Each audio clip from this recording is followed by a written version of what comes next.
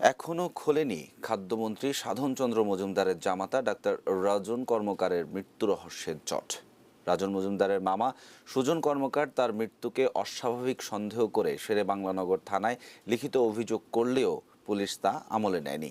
পোস্টমর্টেমের প্রাথমিক রিপোর্টে মরদেহে আঘাতের কোনো চিহ্ন না পেলেও ডাক্তার জানিয়েছেন চূড়ান্ত রিপোর্ট পেলে জানা যাবে মৃত্যুর আসল কারণ। সে রিপোর্ট পেতে 1 থেকে 2 মাস সময় লাগতে পারে।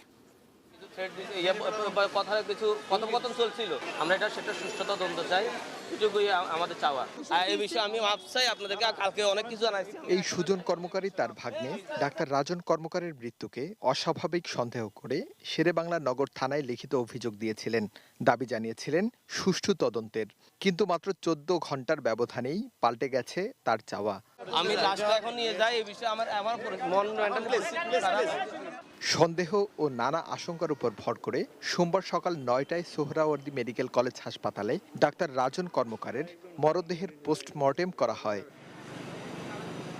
প্রাথমিকভাবে শরীরে কোনো আঘাতের চিহ্ন নেই বলে জানিয়েছেন ফরেনসিক বিভাগের প্রধান অধ্যাপক doctor Selim Reza.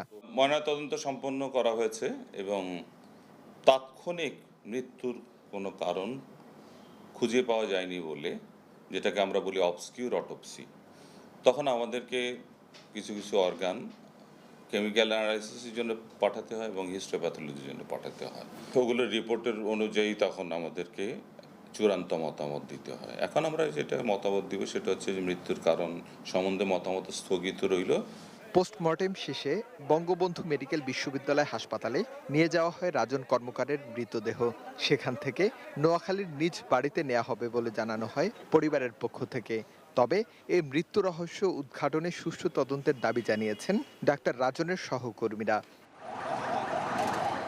Arif Hossain, ATN news, Dhaka.